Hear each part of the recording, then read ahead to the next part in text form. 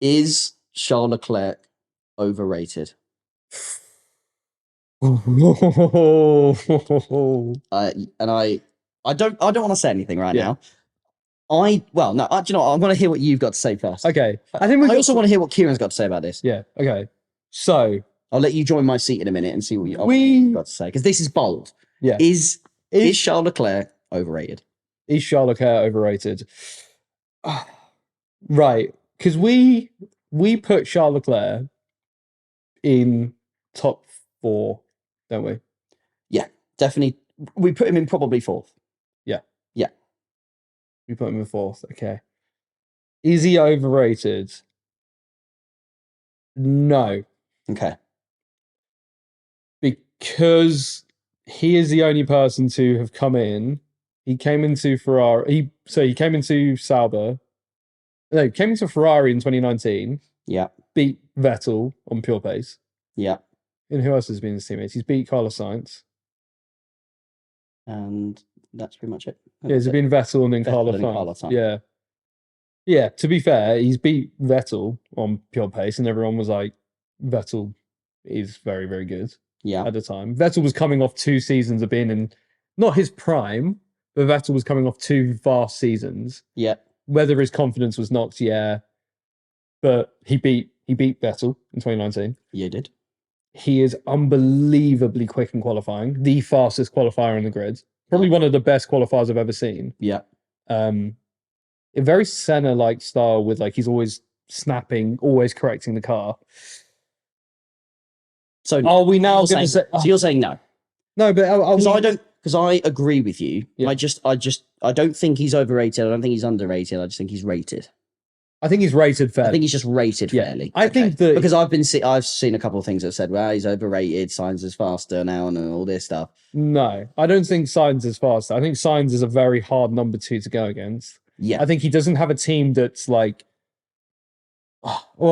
he does have a team that favors him. He doesn't have. He definitely makes mistakes.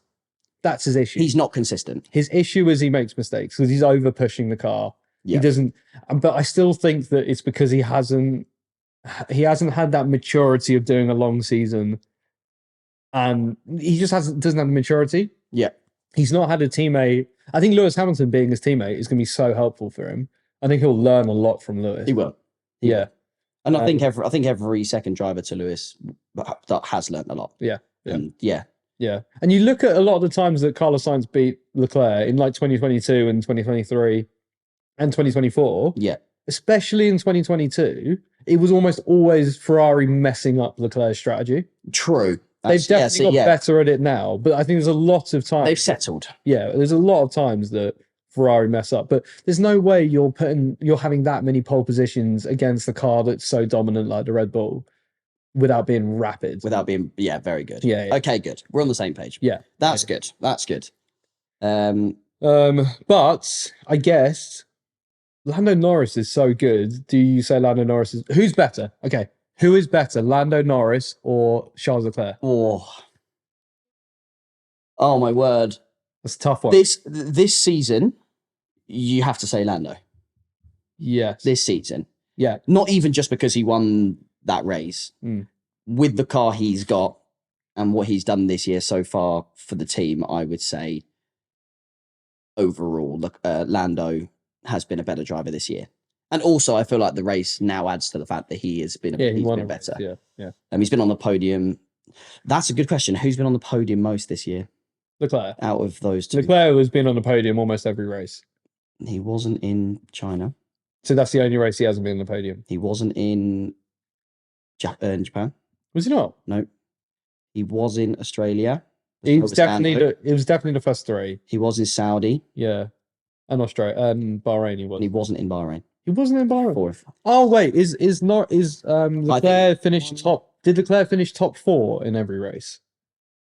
Has he finished 4th? Yes. Yeah. He's finished that's it. Leclerc's finished top 4 in every race. Okay. Yeah. But Lando P3. Okay. P5. You know what? Kieran actually said this to me before. I would say, by the way, before you do, I still think Leclerc is a better driver overall. Yeah. But I think Lando's having a better season, especially now that he's won that race. Okay. And Leclerc hasn't won a race yet. A big stat, actually, is Leclerc has a 12% win rate from pole position. Actually, this is to be fair, going back to the Leclerc debate, sorry, sidetracking a little bit. By all means. Going back to the Leclerc debate, he has a 12% win rate from pole position. Do you blame him for that? Or do you think that he has that because of the situation he's in? And when I mean the situation he's in, is he's out qualifying the car, and then Red Bull are unbelievably fast in the race pace is just ridiculous. Yeah. Like, is Leclerc at fault for having a 12% win rate? No, not at all. Because, like you say, he's completely outperforming the car in quali. If you would obviously, as a team, you'd always rather your race pace be faster than your quali pace. Yeah, always, because that's the most important bit. So, and like you say, last year they made so many mistakes. Like the Ferrari as a team just made so many mistakes. Yeah. You can't blame Leclerc for those. So no, I really don't. Yeah, Also, it's hard, it's hard between Lando and Leclerc. They're obviously in different situations, different cars, and that's a really good question. Yeah, because again, Leclerc got the most pole positions in 2019. Yeah, when Mercedes were the best car in the race. Yeah, most pole positions in 2022 when Red Bull were the best car in the race. Yeah, most pole position in 2023 when Red Bull were the fastest car in the race. Yeah, that is unbelievable. So actually, I'm maybe 2023, maybe Verstappen got more, but I do think Leclerc got the pole position trophy for that. Really? So that's quite a stat. Yeah. It's quite. I think if anything, Leclerc's 12% win percentage is almost a good thing for Leclerc, because it shows that he's getting pole positions in a car that's not the fastest car. And it's so you know that it's him that's winning those races and not getting poles. Not winning. It's unfortunately not. Yeah, exactly. 88% of the time it's not. Yes. Oh. But sorry, to sidetrack from that, now with everything we've chatted about, Lando Norris versus Charles Leclerc, who is winning? Leclerc overall. Oh wait, this season. So 2025, they both get in. So they're all again. So just overall, who's the better driver? Leclerc. Yeah. So if they were having a battle in the same car in 2025, if it was Norris who went to Ferrari, who would come out on top? Yeah, Leclerc. You say Leclerc? I would say, yes, I would think so. Like you say though, they can. You said this last week.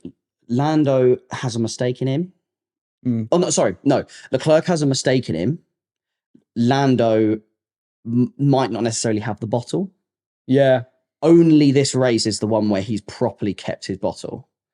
But there's other times when he's not kept his bottle. Yeah. So it's whether they're both. I don't think there's much in their pace. Yeah.